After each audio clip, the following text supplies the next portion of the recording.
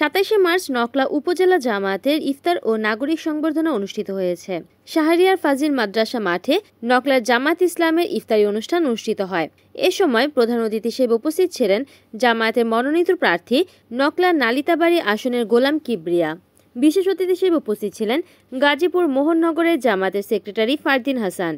উক্ত সভায় সভাপতিত্ব করেন জামায়াতের নকলা উপজেলা শাখার আমির গোলাম সারোয়ার। কর্তৃক আয়োজিত আজকের এই বিশিষ্ট নাগরিকদের সম্মানে ইফতার মাহফিলে উপস্থিত সম্মানিত সভাপতি শ্রদ্ধাভাজন গোলাম সারোয়ার ভাই, উপস্থিত প্রিয় সঞ্চালক সম্মানিত বিশেষ অতিথি ফারদিন হাসান হাসিব ভাই, বিভিন্ন রাজনৈতিক দলের নেতৃবৃন্দ, ওলামা, বিশিষ্ট ওলামায়ে কেরামগণ, বিশিষ্ট শিক্ষক মণ্ডলী, বিশিষ্ট সামাজিক সংগঠনের নেতৃবৃন্দ, বৈষম্য বিরোধী ছাত্র আন্দোলনের নেতৃবৃন্দ, প্রিন্ট এবং উপস্থিত সম্মানিত সভাপতি নকলা উপজেলা শাখার সম্মানিত আমির মাওলানা গোলাম সারোয়ার, মঞ্চে উপবিষ্ট সম্মানিত অতিথিবৃন্দ, আমার সামনে উপস্থিত প্রাণপ্রিয় দিনী। রিপোর্ট করেছেন শেরপুর প্রতিনিধি ইউসুফ আলী মণ্ডল, NN টিভি।